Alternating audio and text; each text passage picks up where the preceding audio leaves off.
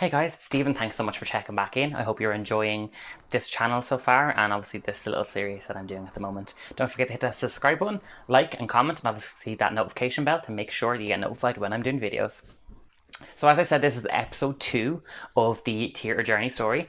So what we covered in the first episode was just a quick introduction of how I started out in theatre, where I found my love for theatre and where I found my love for drag. So as I said, episode 2. So what are we going to be talking about today? Well, what we're going to be talking about today is how I started working on shows, starring in shows, and kind of got into the backstage kind of work, stage management end that I ended up doing when I got to travel, which you'll find out in episode 3, so stick around for that. It will be in a week or two.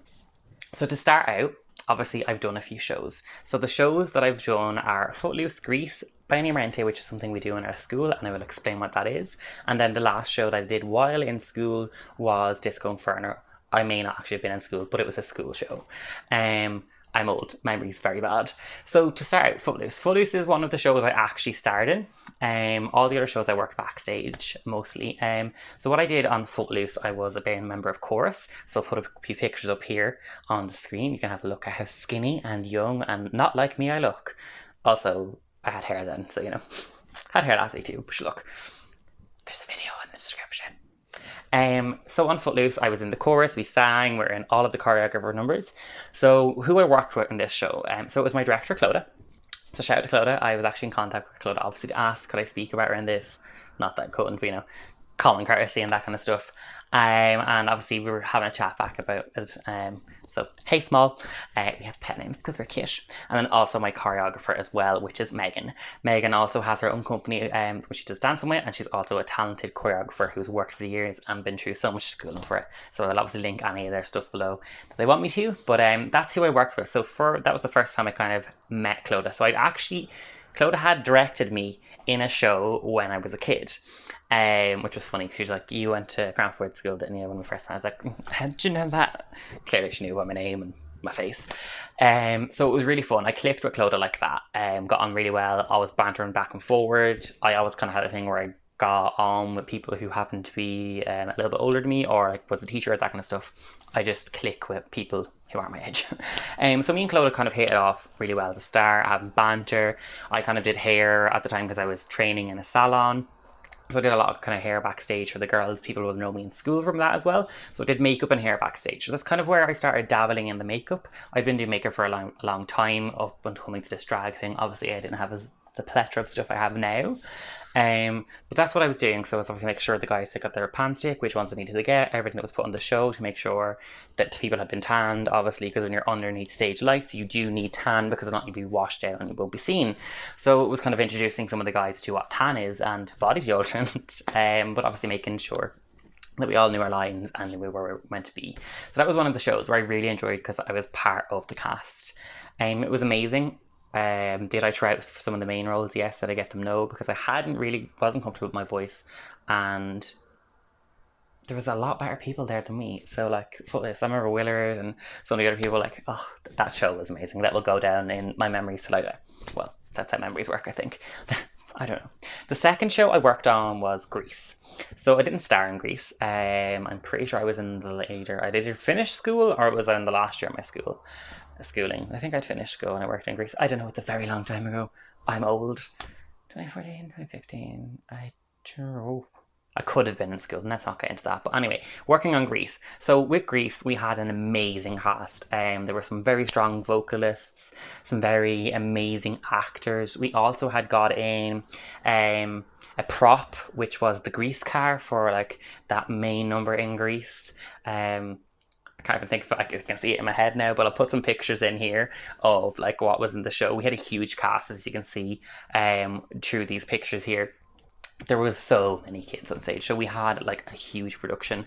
I was working backstage on that, so there was a lot of set building. So tech week, a couple weeks before that, like once I got working with Clodagh and kind of doing shows, we'd have a week or two to like source that stuff, build it, because you can only get in the theatre for so long, and then you have your tech weeks, you have your kids there and you're still trying to build it, and they're like there for a certain time because they're in school, and then the weekend, so like you're working like tireless hours, like it was 8 and 10, 12 hour shifts. I was working as well at the time, I think, so it was like coming and going, and I think I was doing it strictly at the same time, so I think I was also breathing my breakup.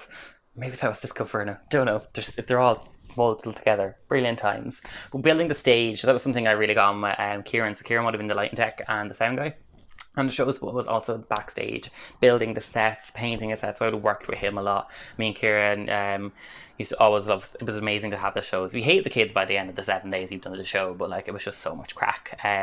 Also, when I was working with Tracy then as well, she used to help me a lot with hair and that kind of stuff. Love Tracy. How are you, bitch? We used to work a lot together. Tracy was there supporting us and whatever. Obviously, then we had Megan and Clodagh again on this show. Amazing choreographer, amazing director. Megan taught all the kids. Obviously, me being a dancer and being someone who's into that was like learning the choreography as well while standing there. Obviously, the kids had like 3 months on me, but like could hold my own. So I'd have banter with them, obviously, when we're trying to teach the kids, and then you get angry because people don't know their words or their lines, but like that's all normal. So Greece was amazing. So it was a really big production. There was a lot of kids on stage. There was a lot of props that had to be going on and off. So I think I'll insert a picture here. I might have one or two of the crew that I worked with. So it was quite a big crew on Greece. Not every one of them worked every night. I did. It was tiring, and there was a lot of alcohol ingested after it. But it's amazing to work on that show. I have so many good memories with the kids because it was like their last year together, and it was beautiful to see. There were some of the kids obviously then that went in the next show that I'm going to speak about as well. But there was a lot involved in that show. It was one of the best times of my life. The other thing I'd mentioned was the Benny Mente. So the Benny Mente is something we do in our school. I don't know if it's all over Ireland. I can't speak. Brain fart. So I worked backstage on this kind of show where it's between the 5th and 6th years.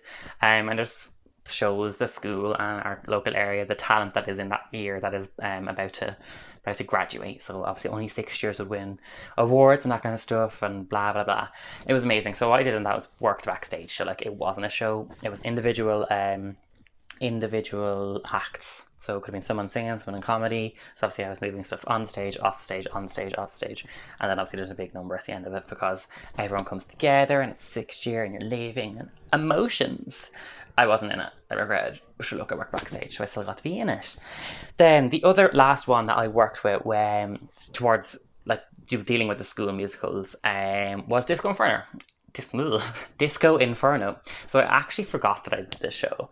I think I was going through a breakup. I can't remember, or I was working. I think I could have been working at the time, and I was doing a Strictly because I did 2 Strictlys at 2 different times. So I don't know. I'll also do a story time about them actually.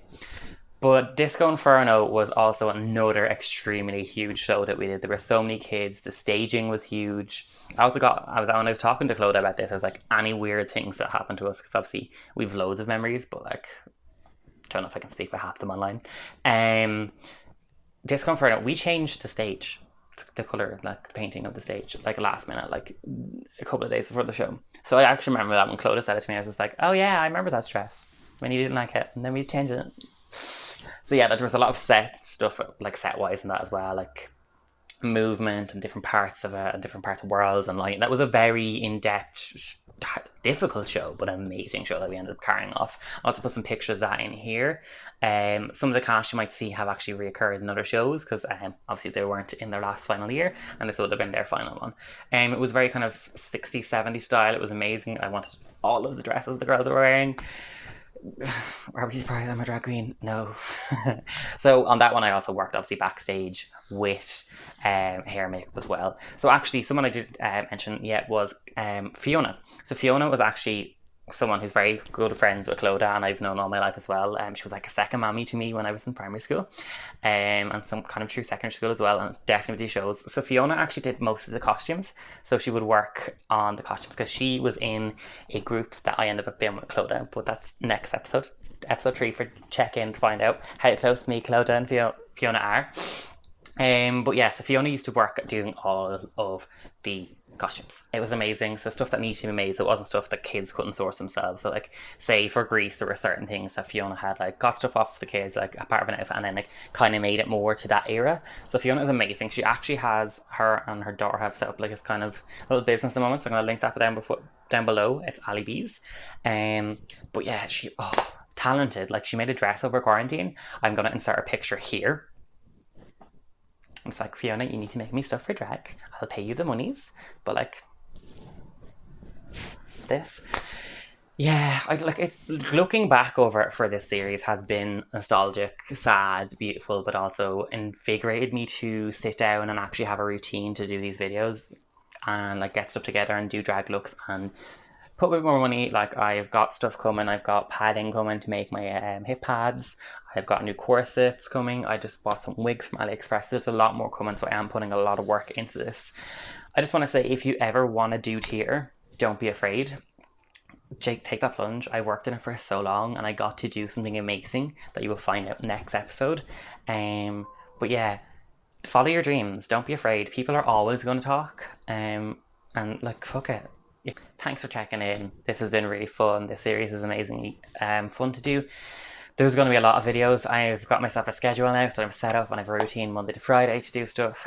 So expect weekly videos. If I do take a break, it's for real reasons. But yeah, I'm really enjoying doing this. I'm really enjoying just getting back into it and doing something with this. Yeah, I'm on Instagram the whole time if you want to listen to me blabber daily. But yeah, thanks. Like, comment, subscribe, all that down below. If you made it this far, well done, first of all. And second of all, comment glory hole if you got this far. But yeah, you're always loved. Someone out there needs you. You're never alone.